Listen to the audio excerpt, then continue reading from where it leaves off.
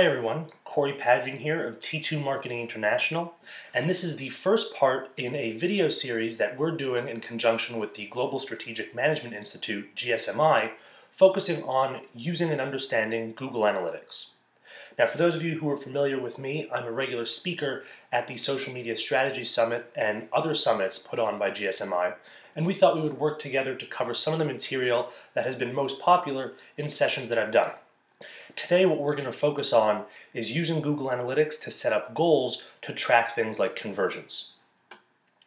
Now, what you'll see here is a sample dashboard that we've put together, www.yourwebsite.com. In your Google Analytics dashboard, to create goals, you're going to want to go into your admin dashboard.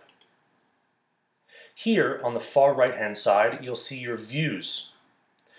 In your views, you're going to want to create a separate view to test goals, to focus on new filters.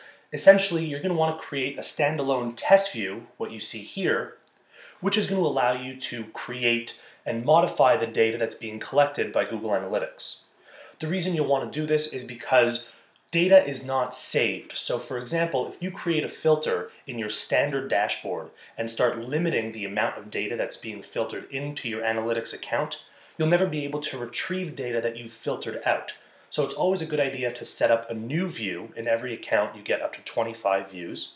Set up a new view to start testing the goals that you'd like to measure. So down here we'll click on goals. You'll see that we have up to 20 goals that we can set up within a view. So let's first click on a new goal. Now you're going to want to give all of your goals a very specific name. The reason why is because if you have, say, a dozen goals in one particular view or within your analytics account, if they all say goal 1, goal 2, goal 3, you'll never know exactly what those are measuring. So in this particular case, let's say more than 2 pages visited. We'll give it the goal ID slot 1. And what we'll do is we'll select the type of goal. Now, of course, we're able to customize these, but we're going to focus here on something that's a little simpler, where we have predetermined goals that are set up. So in this particular one, we'll select pages screens per session. We'll hit continue. And now we'll select pages screens per session greater than 2. If we want, we can assign a value to this goal. Now, of course, we don't necessarily have to have a monetary association with the goals we're creating.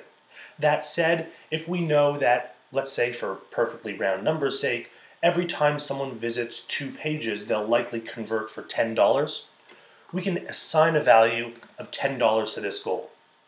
In this particular case, we won't assign a value, but it's good to keep in mind the fact that not every goal needs to have a one-off monetary conversion. Sometimes it helps to get a little creative. You can always verify a goal to see if the goal that you've assigned makes sense. Here we see that it would be a 0% conversion, but of course in this sample dashboard we're not actually tracking the website. So once we have verified our goal, we've set up the parameters, we'll click Save, and now we'll see that it's set up in our dashboard. Back to our reporting. If we want to look at how it's doing, we can go into Conversions, open up our goals, look at the overview, and here we can see how many goals we've had in a given time, what the value of those goals were if we've assigned some sort of a monetary assignment to the goal, our conversion rates, etc. I hope you found this session helpful. Be sure to stay tuned for a number of other sessions that we'll be covering with the Global Strategic Management Institute and T2 Marketing International.